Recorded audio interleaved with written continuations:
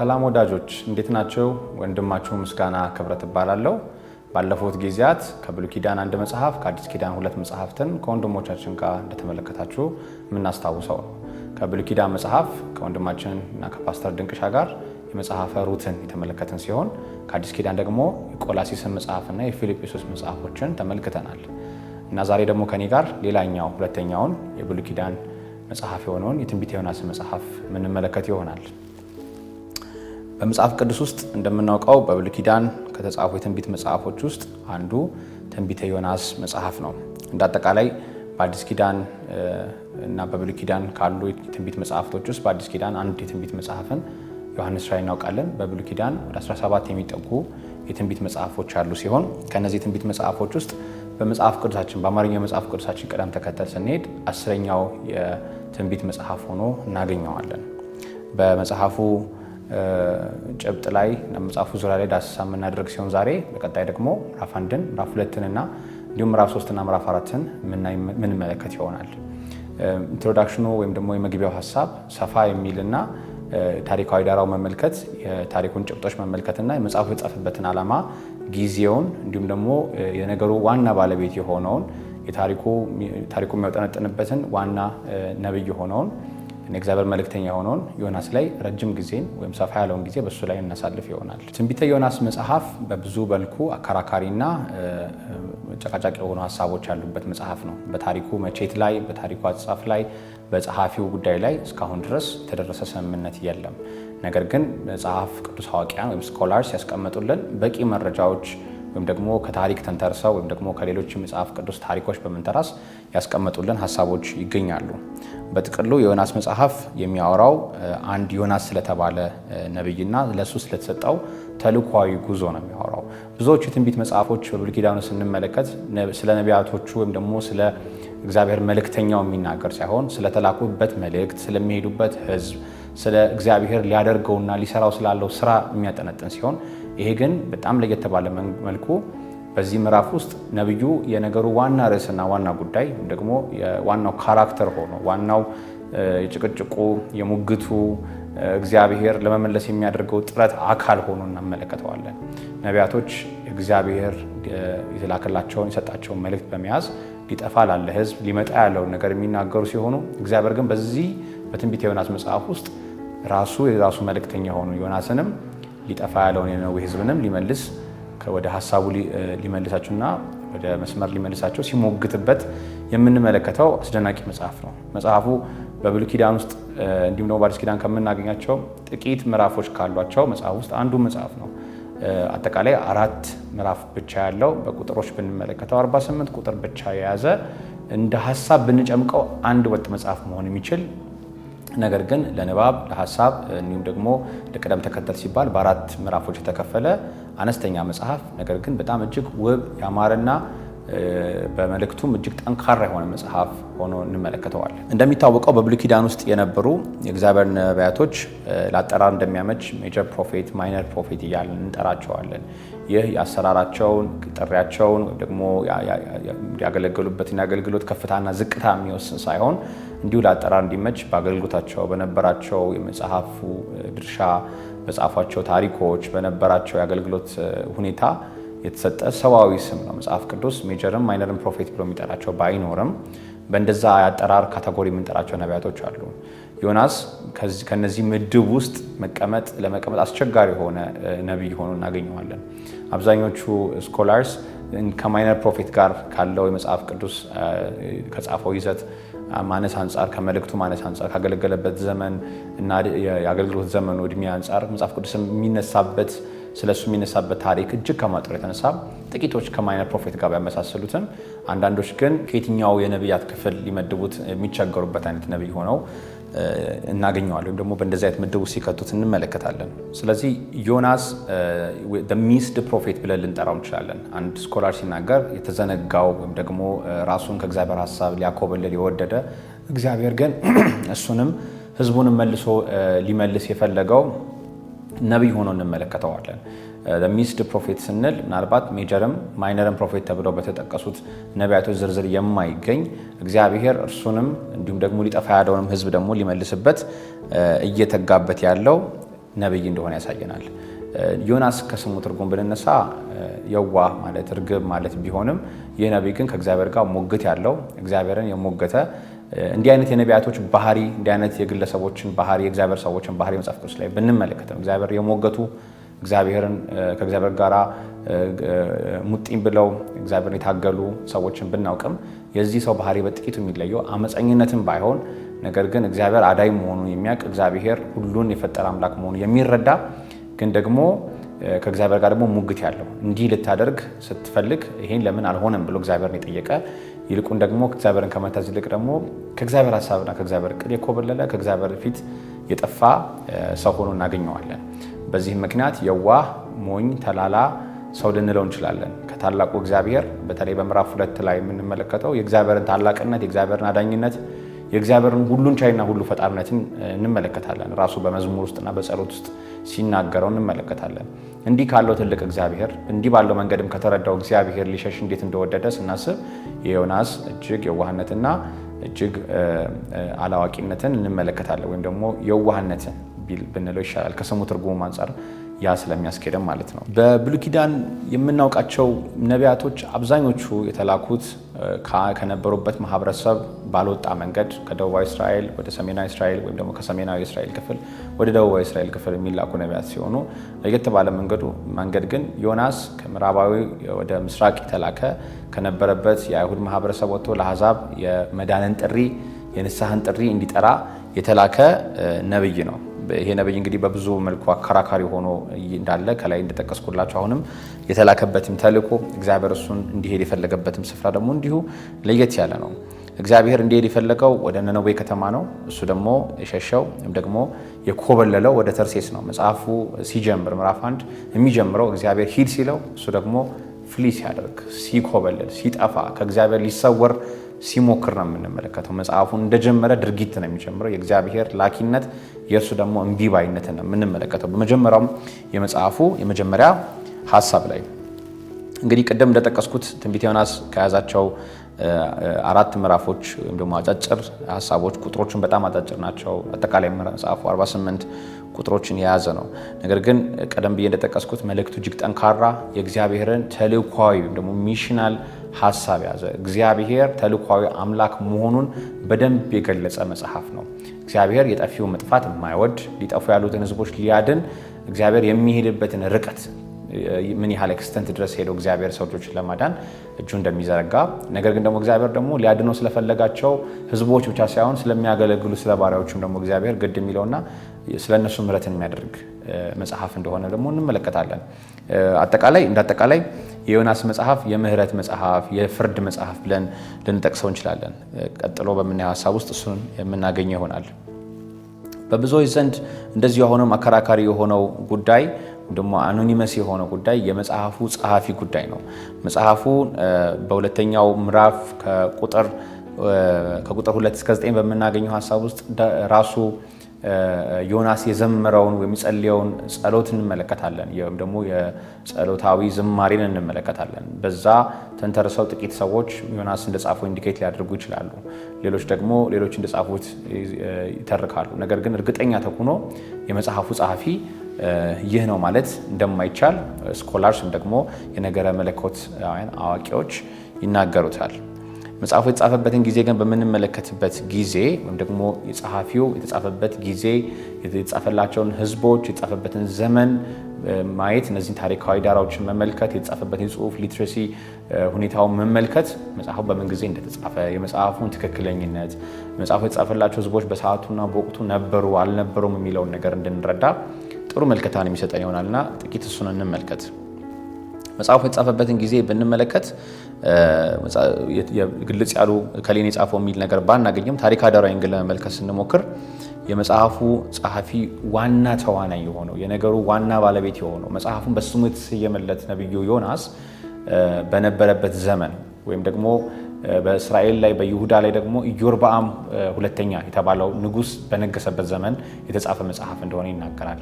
በነገስት መጽሐፍ ላይ እንደምናውቀው ኢዮርብዓም እጅግ ጨካኝ እጅግ ክፉ ንጉስ እንደነበር መጽሐፍ ቅዱስ በነገስት መጽሐፍ ላይ ደጋግሞ ይነግረናል።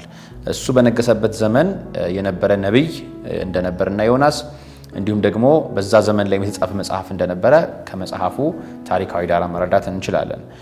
በመጽሐፍ ቅዱሳችን ይህ ዮርብዓም የሚባለው ንጉስ የነገሰበትን ዘመን ብንመለከት በታሪክ አዋቂዎች ወይም ደግሞ በነገረ መለኮታውያን ዘንድ ከ793 እስከ 753 ቅድመ ክርስቶስ ዓለም በፊት በነበሩት ዘመን ውስጥ እንደነበረ ይታመናል። ስለዚህ መጽሐፉ የተጻፈበትን ጊዜ ብንመለከት በዚህ ጊዜ መሃል ወይም ደግሞ በዚህ ታይም ፍሬም ውስጥ ሆኖ እናገኘዋለን ማለት ነው።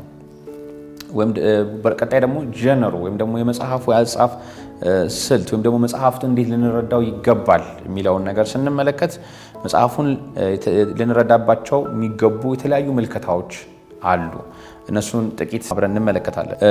መጽሐፉ እንዴት ልንረዳው እንደሚገባ ስንመለከት ብዙዎች የተለያየ ምልከታ ቢኖራቸውም ከብዙዎቹ ጥቂቶቹን ወይም ደግሞ ሶስቱን ሀሳቦች ብቻ ልንገራችሁ። አንዳንዶቹ የታሪክ የተጻፈው ለታሪክ መማሪያ ይሆን ዘንድ ያለ ገላጭ አፈ ታሪክ ያደርጉታል ወይም ደግሞ ሚቶሎጂካል ሀሳብ ወይም ደግሞ ሚት የሆነ ሀሳብ ነው ይላሉ። ይህ ማለት ምን ማለት ነው? እንደ አፈ ታሪክ ያለ የሆነ ሀሳብን ለማብራራት ለመግለጽ የእግዚአብሔርን ምሕረት የእግዚአብሔርን አዳኝነት የሰውን ልጅ ልብ ልከኝነት እግዚአብሔር ለሰው ልጆች ያሳየውን የተዘረጋችውን የፍቅር እጅና የምሕረት እጆችን ለማሳየት የተፈጠረ ታሪክ እንጂ በትክክል የሆነ ሁነት በታሪክ ውስጥ የተፈጠረ ነገር አይደለም ይላሉ። ይህንንም ሲሉ ብዙዎች ምን ይሉታል? እንደውም እንዴት ብሎ ነው የሰው ልጅ በአሳ ነባሪ ሆድ ውስጥ ለ72 ሰዓት ሊቆይ የሚችለው? እንዴት ሆኖ ነው እግዚአብሔር አንድ ኔሽን እንደ ኔሽን ሊያጠፋ ባለበት ዘመን አንድ እጅግ በታሪክ ውስጥ እንደምናውቀው የነነዌ ሕዝብ እንዴት ነው እንደ ሕዝብ እንስሶች ውስጥ ጭምር ሳይቀሩ የሚጾሙት ወደ እግዚአብሔር በንስሐ ልብ በሬፔንተንስ ልብ ወደ እግዚአብሔር ሊቀርቡ የሚችሉት? ይሄ ሊፈጠር ሊሆን የማይችል ነገር ነው እና ይሄ አይሆንም። ስለዚህ ይሄ መጽሐፍ ሜቶሎጂካል ሀሳብ ያለው ነው ይላሉ። አንዳንዶች ደግሞ ይሄ አላጎሪ ነው ወይም ደግሞ ዮናስ እዛ ውስጥ ያሉ የተለያዩ መጽሐፍ ቅዱስ የምናውቃቸው ካራክተሮች የነነዌ ሕዝብ ወደ ተርሴስ መሸሹ፣ በመርከቡ ውስጥ የነበሩ ነጋዴዎች፣ አሳ ነባሪው የሚወክሉት ነገር አለ።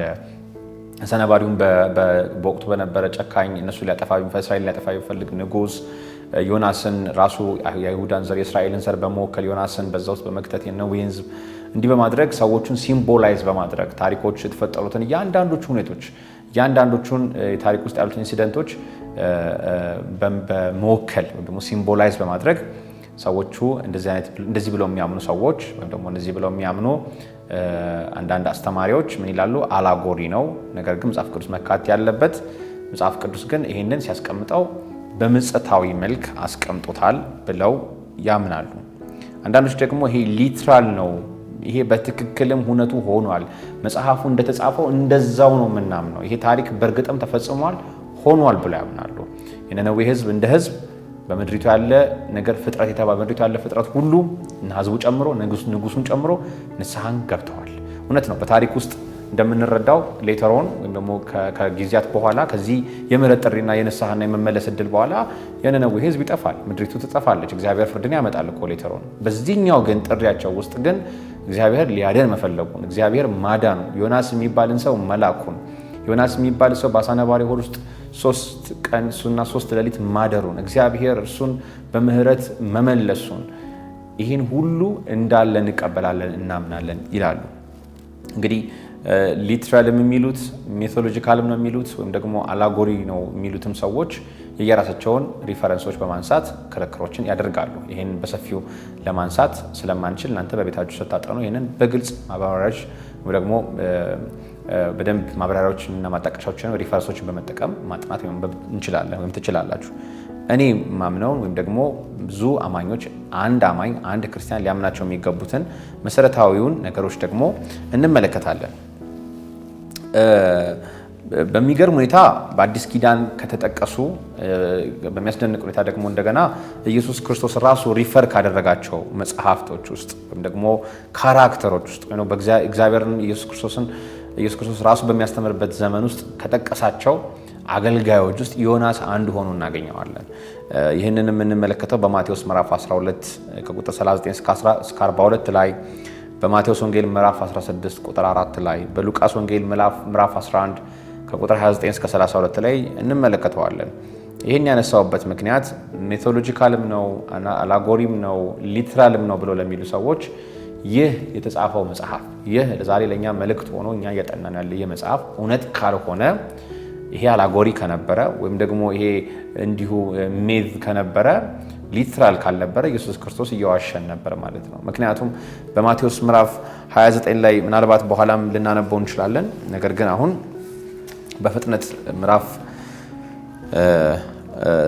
12 የማቴዎስ ወንጌል ምዕራፍ 12 ከቁጥር 39 እስከ 42 ያለውን ሐሳብ ማንበብ ፈልጋለሁ። እርሱ ግን መልሶ እንዲህ አላቸው፣ ክፉና መንዝራ ትውልድ ምልክት ይሻል፣ ከነቢዩም ከዮናስ ምልክት በቀር ምልክት አይሰጠውም። ዮናስ በአሳ አንባሪ ሆድ ውስጥ 3 ቀንና 3 ሌሊት እንደነበር እንዲሁ የሰው ልጅ በምድር ልብ ውስጥ 3 ቀንና 3 ሌሊት ይኖራል።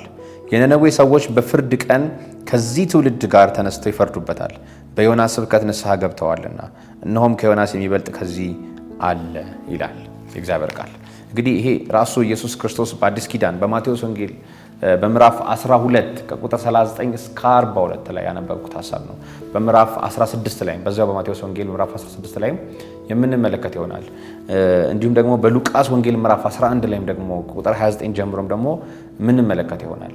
ይሄን ያነሳውበት ምክንያት ይሄን ራሱ ኢየሱስ ክርስቶስ ሪፈር አድርጎ ካነበበ ስለ ዮናስ 3 ቀን በአሳ ነባሪ ሆድ ውስጥ ስለመኖር ከዛ እግዚአብሔር ደግሞ በምሕረቱ ስለመጥፋቱ ሊመጣ ያለው መሲህ ራሱ ይህን እየሰበከ ያለው ኢየሱስ ደግሞ በምድር ልብ ውስጥ ከዚህ በኋላ 3 ቀንና 3 ሌሊት ሊሆን እንዳለው ከተናገረ ይሄ ታሪክ በትክክልም ሊትራሊ ተፈጽሞ ነበር ወይም ደግሞ እግዚአብሔር ይህንን አድርጎ ነበር ለማለት እንችላለን። እንግዲህ ስለዚህ ኢየሱስ ክርስቶስ ራሱ በማቴዎስ ወንጌል ላይ በሉቃስ ወንጌል ላይ ባስተማራቸው ትምህርቶች በራሱ አንደበት የዮናስን ታሪክ በመጥቀስ በዮናስ ውስጥ ያለፈን መከራ ከራሱ ጋር አመሳስሎ በራሱ ውስጥም በሱም ሕይወት እንደሚገለጥና እንደሚያልፍ አስረግጦ ነግሮናል። ስለዚህ ይህን ታሪክ ሊትራል ነው ወይም ደግሞ በእርግጥም ይሄ ታሪክ ይሄ እውነት ተፈጽሟል ሆኗል ብለን እንድናምን ያደርገናል ወይም ደግሞ ወደዛ እንዲመራን ያደርገናል። ብዙዎችም ይሄንን ይቀበላሉ ወይም ደግሞ ወደዚህኛው ሐሳብ ቴንድ ያደርጋሉ። ምክንያቱም ኢየሱስ ከመምጣቱ በፊት በብሉይ ኪዳን የምናውቃቸው በመጽሐፍት ውስጥ በብሉይ ኪዳን መጽሐፍት ውስጥ የምናውቃቸውን ካራክተሮች በመጽሐፍ ቅዱስ ውስጥ የተጠቀሱልን አብዛኞቹ አገልጋዮች፣ አብዛኞቹ ነቢያት፣ እግዚአብሔር ነገስታት የነበሩ እግዚአብሔር ያስነሳቸው የተለያዩ እግዚአብሔር ሕዝቦች ዋሪየሮች ሁሉ ለአዲስ ኪዳን ሊመጣ ላለው ለኢየሱስ ክርስቶስ ጥላ እንደነበሩና እርሱን እያሳዩ ወይም ደግሞ ኢምፕሊኬሽናቸው የእነርሱ የመምጣት ዓላማና ጥቅም ጥላ መሆን ለሚመጣው ለኢየሱስ ለመሲሁ ነጸብራቅ መሆን ስለነበረ በዛም ታሪክ ውስጥ እግዚአብሔር በዮናስ ታሪክና በዮናስ እውነት ውስጥ ልጁ ኢየሱስን ሊመጣ ያለው መሲህ በዛ ታሪኮች ውስጥ ገልጦበታል። ያንንም ኢየሱስ አጉልቶ በስብከት ውስጥ ወይም ደግሞ በንግግር ውስጥ አሳይቶበታል።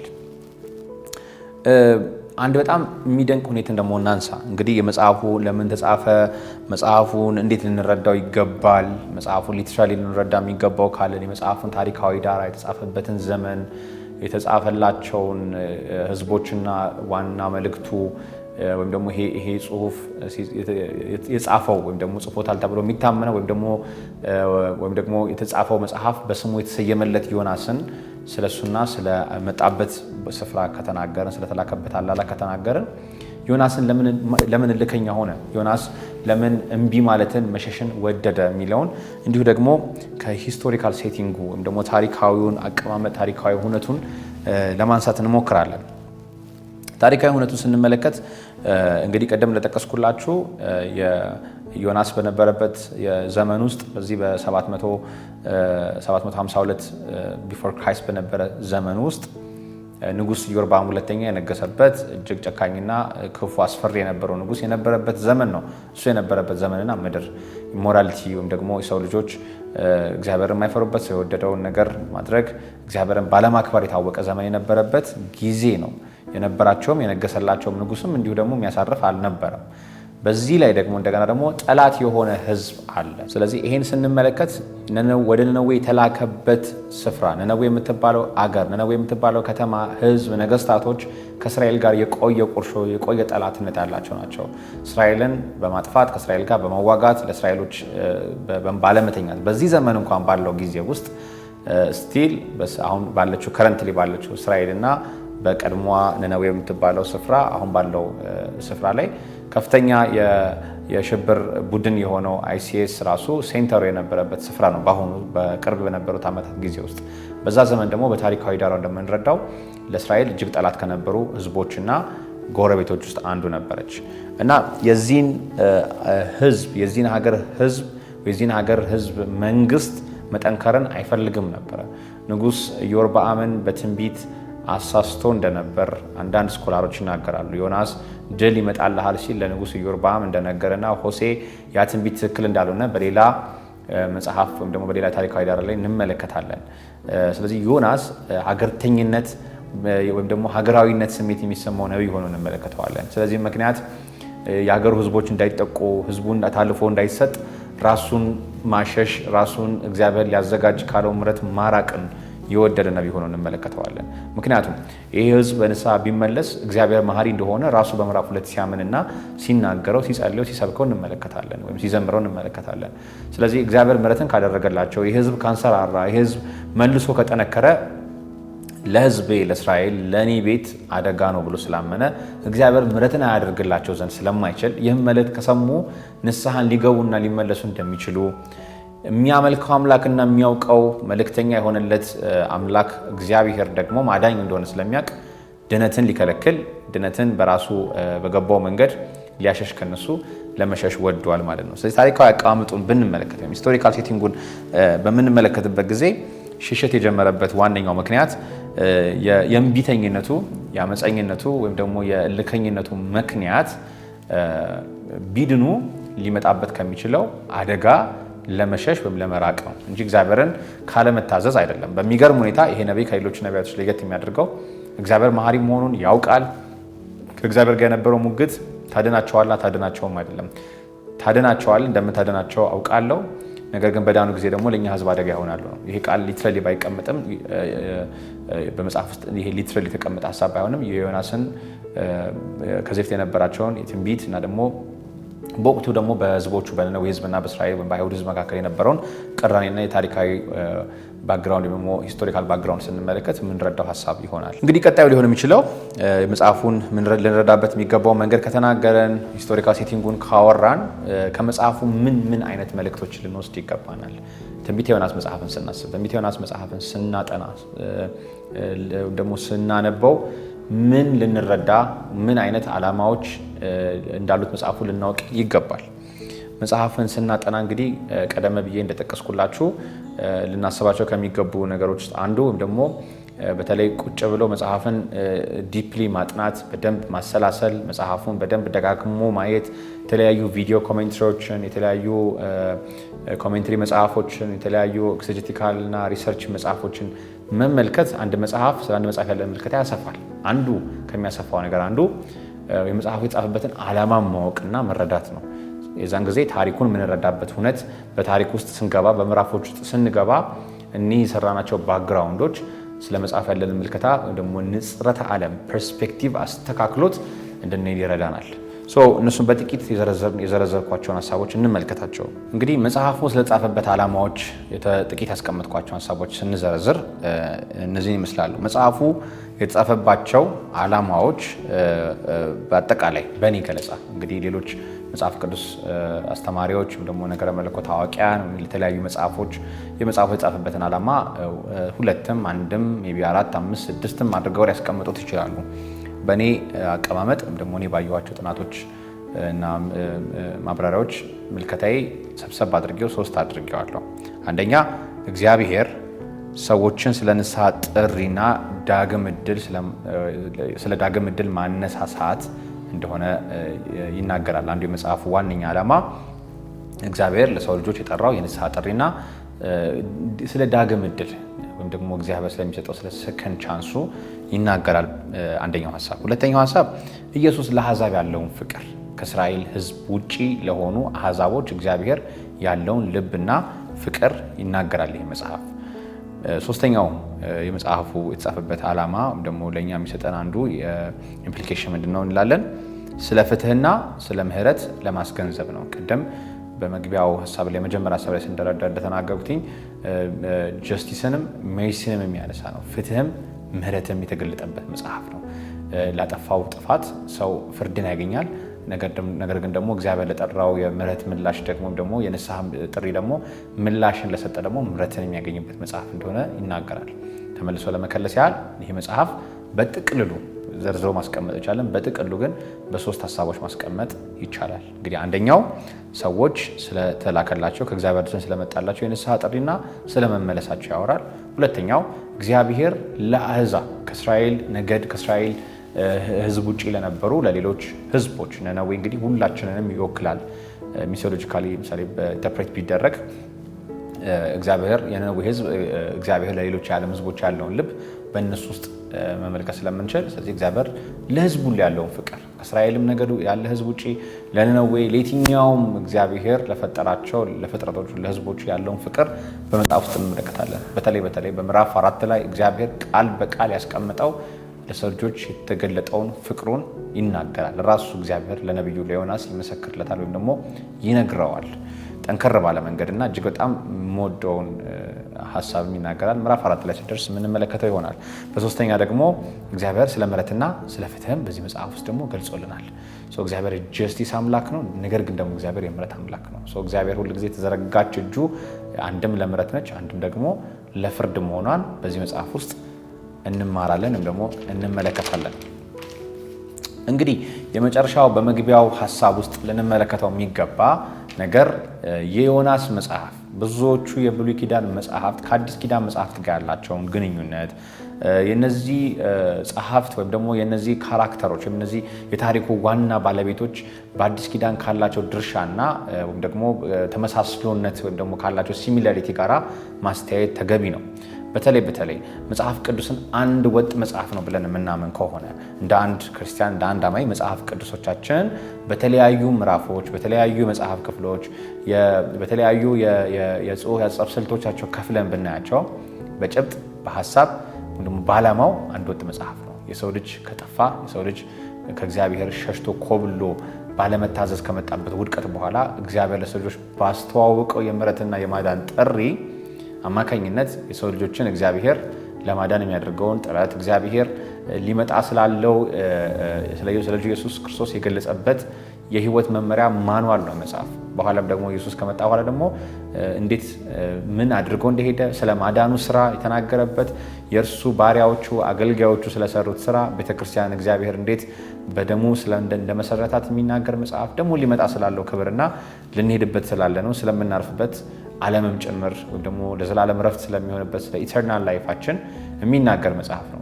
የሰው ልጅ የጠፋውን የሰው ልጅ ሊመራ የመጣ ማኑዋል ወይም ደግሞ የአማኞች ሁሉ ጋይደንስ ቡክ ነው እንጂ 3 4 ወይም ደግሞ 50 ምናምን 70 ምናምን መጽሐፍ አይደለም። አንድ ወጥ መጽሐፍ ነው።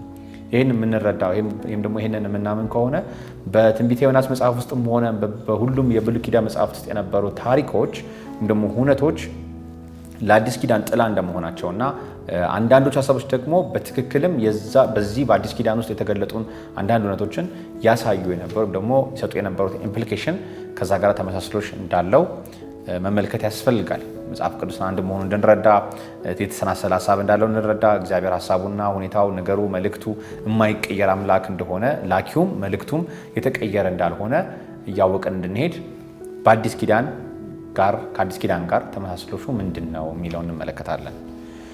እንግዲህ ቅድም ለመጥቀስ እንደሞከርኩት በተለይ የዚህ የትንቢተ ዮናስ መጽሐፍ ውስጥ ያለ ታሪክ ሊትራል ነው ወይም አላጎሪካል ነው ወይም ደግሞ ሚቶሎጂካል ነው በሚለው ክርክር ውስጥ ሊትራል ነው የሚለው ያመዝናል ወይም ደግሞ እንደ አንድ አማኝ ሊትራል ነው የሚለውን እንወስዳለን ብዬ ለመናገር ስሞክር በማቴዎስ ወንጌል ውስጥ ያሉትን ሁለት ምዕራፎች ምዕራፍ 12 ላይ እና ምዕራፍ 16 ላይ ያለውን እንዲሁም ደግሞ ሉቃስ ወንጌል ላይ ያሉትን ወይም ደግሞ ሉቃስ ወንጌል ምዕራፍ 11 ላይ ያሉትን ሀሳቦች ጠቅሻለሁ። አሁንም ይህንኑ መልሼ እጠቅሳለሁ። ቅድም ስላነበብነው ማንበብ ባያስፈልገንም በማቴዎስ ወንጌል ውስጥ ያሉትና በሉቃስ ወንጌል ውስጥ ኢየሱስ ክርስቶስ ራሱ የጠቀሳቸው ሀሳቦችም ደግሞ የዮናስን ያለፈባቸውን ሁነቶች የጠቀሰበት ሁኔታ የትውልዱን ምልክት ፈላጊነትና ኢየሱስ እንደ ዮናስ ሊያልፍ ስላለበት መከራ መጥቀሱን ይነግረናል። ስለዚህ የትንቢተ ዮናስ መጽሐፍ ከአዲስ ኪዳን ጋራ ያለው ግንኙነት ወይም ደግሞ ይሄ ሊንክ የሚያደርጉበት ወይም ደግሞ ኢንተግሬሽን ፖይንት አለው ማለት ነው። እንግዲህ መጽሐፍ ቅዱሳችን አንድ ወጥ መጽሐፍ ነው ብለን እንደተነጋገር ነው። ይህንን እንደሚያምን አንድ አማኝ አንድ ወጥ ሀሳብ የሚያነሳን የተለያዩ ታሪኮች የተለያዩ መልእክቶች ቢኖሩትም ዓላማው ግን የሰው ልጆችን የጠፋውን የሰው ልጆች ወደ እግዚአብሔር ወይም ደግሞ ወደ ጠፋንበት ከሱ ወደ ሸሸንበት ወደ ራሱ የመመለስን ማኑዋል ወይም ደግሞ ጋይዳንስ ስለሆነ ተጽፎ የተሰጠን በዚህ መጽሐፍ ውስጥ ዮናስ የሚባል ካራክተር ከኢየሱስ ጋር ጥቂት ተመሳስሎች አለው። ነገሩን በጣም አርቀን ወስደነው ዮናስን ከኢየሱስ ጋር ለማመሳሰል ብንሞክር በጣም ብዙ የተራራቁ የማይገናኙ ሀሳቦችን እናገኛለን። በኢየሱስ ክርስቶስ ያልሆናቸው ዮናስ ግን የሆናቸው ብዙ ጥፋቶችና ውድመቶች አሉት። የምዕራፉም አብዛኞቹ ክፍሎች በዮናስ የተገረመን እየተደነቀን ለምን እንዲሆነ እያለን እንሄዳለን። አይኖ ምክንያቶች እንዳሉት ቀደም ብዬ ብዘረዝርም ኢየሱስ ክርስቶስ ደግሞ የነበረውን እጅግ የበዛና ምሕረቱንና ፍቅሩን ትዕግስቱን ነው እንጂ የምንመለከተው ከዮናስ ጋር ሙሉ ለሙሉ ተመሳስሎች አለው እያለን አይደለም። ነገር ግን በጥቂት ነገሮች በተለይ በእኔ ገለጻ በአራት ሀሳቦቹ ከዮናስ ጋር ተመሳስሎች አለው። ኢየሱስና ዮናስ ሕዝቡን ከኃጢአታቸው ለንስሐ መጥራታቸው ተመሳስሎሻቸው ነው። በልከኝነትም ቢያደርገው ዮናስ በእንቢተኝነት ብሎ እግዚአብሔር ወደ ዓላማው መልሶ በግድ ቢያስገባውም የፈለገ የአይነት ታሪክ ቢፈጠርም ነገር ግን ኢየሱስ ክርስቶስና ዮናስ አንድ ኔሽን እንደ ኔሽን ዮናስ ኢየሱስ ደግሞ ሕዝብን ዓለምን እንደ አጠቃላይ መላውን ዓለም ለንስሐ የጠራ ከሞት ወደ ሕይወት እንዲያመልጡ የንስሐን ጥሪ የጠሩ ሁለት ካራክተሮች ሆነው እናገኛቸዋለን። ኢየሱስንም ዮናስንም በብሉይ ኪዳን ያለ ዮናስንና ኢየሱስን ማለት ነው። ኢየሱስም ሊያልፉበት ስላለው መከራ ራሱ ኢየሱስ በማቴዎስ ወንጌልን በሉቃስ ላይ እንደጠቀሰው ዮናስ በአሳ ነባሪ ሆድ ውስጥ ለ3 ቀን መቆየቱ ኢየሱስ ደግሞ በምድር ልብ ውስጥ ደግሞ ስለመቀበሩ ስለመሞቱ በኋላ ደግሞ ሊሆን ስላለው ስለ ሪዘሬክሽኑ ተናገረበት። ስለ ትንሣኤው እግዚአብሔር ስለሰጠው የትንሣኤ ኃይል የትንሣኤ ጉልበት ደግሞ ስንመለከት እንዲሁም ተማስሎሹን እናገኛለን። ኢየሱስም ከዛ ሐሳብ ጋር አመሳስሎት ወይም ደግሞ የታሪኩን መገጣጠም ወይም ደግሞ ሊሆን ስላለው ነገር መመሳሰልም ስለጠቀሰልን ማለት ነው። ሶስተኛው በኢየሱስና በዮናስ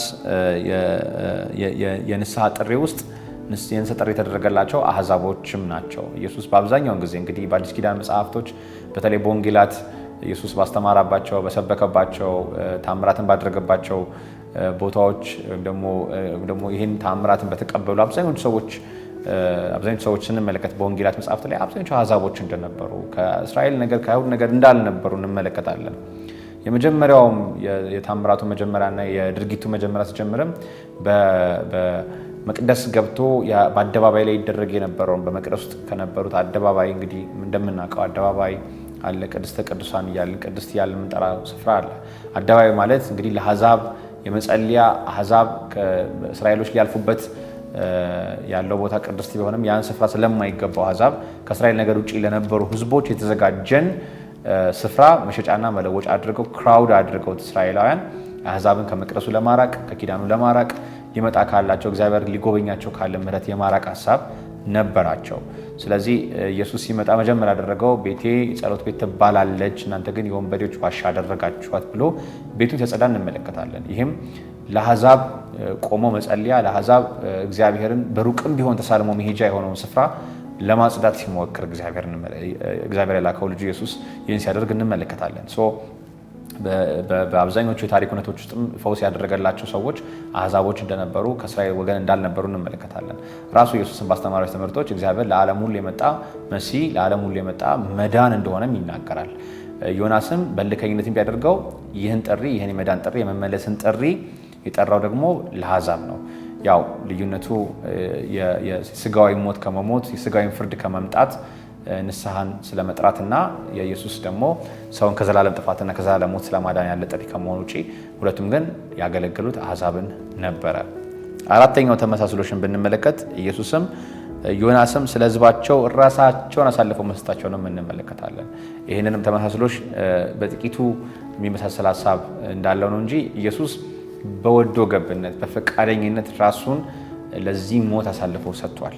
ደግሞ ራሱን ስለ ዓለም ሁሉ አሳልፎ የሰጠ ደግሞ ራሱን ሳክሪፋይ ያደረገ መሲህ ነው። ዮናስ ደግሞ እንደነገርኳችሁ ታሪካዊ ዳራውን ስንመለከት በሂስቶሪካል ባክግራውንድ ውስጥ ከእስራኤል ሕዝብ ጋር ካለው የነነዌ ሕዝብ ካለበት ቁርሾና ጠላትነት አንጻር ይህ ሕዝብ ከዳነ ሕዝቤን ያጠፋል በሚል ራሱን ለዛ ሕዝብ መስዋዕት ለማድረግ የወሰደው ሪስክ አለ። በምዕራፍ 1 ውስጥ አሁን በቀጣይ ክፍል ውስጥ የምንመለከተው ራሱን በማሸሽ በኋላ ደግሞ በባህር ውስጥ በመጨመር ሪስክ ወስዷል። ይሄንን ሪስክ መውሰዱ እግዚአብሔር ለዮናስም ምሕረት ለዛም ለነዌ ሊላክለት ዓለም ሕዝብ ምሕረት ከማድረጉ አንጻር እንጂ ዮናስ ቢጠፋ በአሳ ነባሪ ሆድ ውስጥ ገብቶ ቢበላ ወይ ደግሞ በውሃ ውስጥ ሰምጦ ቢቀር ሞትን ይሞታል።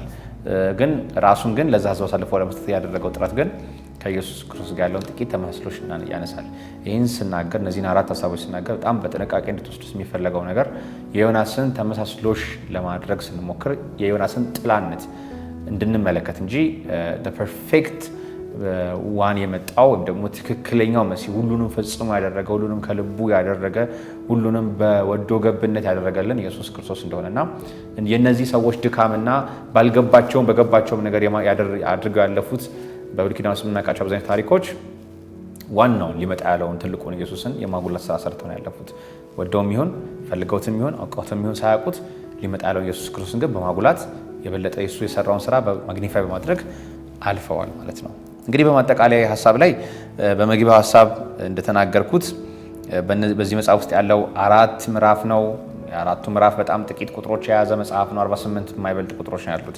ነገር ግን ምዕራፎቹ እንደ ምዕራፍ ግን ስንከፍላቸው መጽሐፉን እንደወጥ አንድ መጽሐፍ መቁጠርን ቢቻልም ምዕራፍ 1፣ ምዕራፍ 2፣ ምዕራፍ 3፣ ምዕራፍ 4 ግን የተለያዩ ድርጊቶች የተፈጸሙበት መጽሐፍ ነው። የተለያዩ ሁነቶች የተፈጸሙበት መጽሐፍ ነው። ምዕራፍ 1ን ስንመለከት የዮናስን ጥሪና መኮብለን እንመለከታለን። ሁለቱም በአንድ ጊዜ ነው። እግዚአብሔር ሲጠራው ድርጊቱ ወዲያው ሲመጣ እናያለን። ምዕራፍ 1 ቁጥር 1 ላይ ከቁጥር 2 ጀምሮ ደግሞ ሲኮበል እንመለከታለን። የመጽሐፉ ሁለተኛው ምዕራፍ ደግሞ የዮናስን ጸሎት ወይም ደግሞ የንስሐን ዝማሬ እንመለከታለን። የእግዚአብሔርን መሐሪነት ሲዘምር ሲጸልይ እንመለከተዋለን። በምዕራፍ 3 ውስጥ ደግሞ የዮናስ ወደ ነነዌ መሄድ እግዚአብሔር መልሶ ሪስቶር ሲያደርግ፣ እግዚአብሔር መልሶ ሲያድስ፣ እግዚአብሔር መልሶ ነገሮችን ሲያስተካክል እንመለከታለን ምዕራፍ 3 ላይ።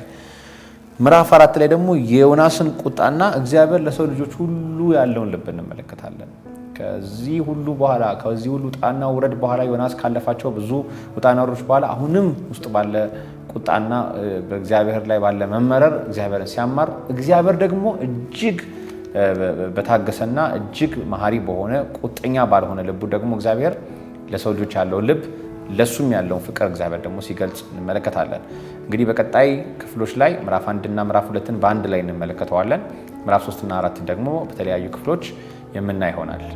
ስለነበረን ጊዜ በእጅግ አመሰግናለሁ። ጌታ ኢየሱስ ይባርካችሁ።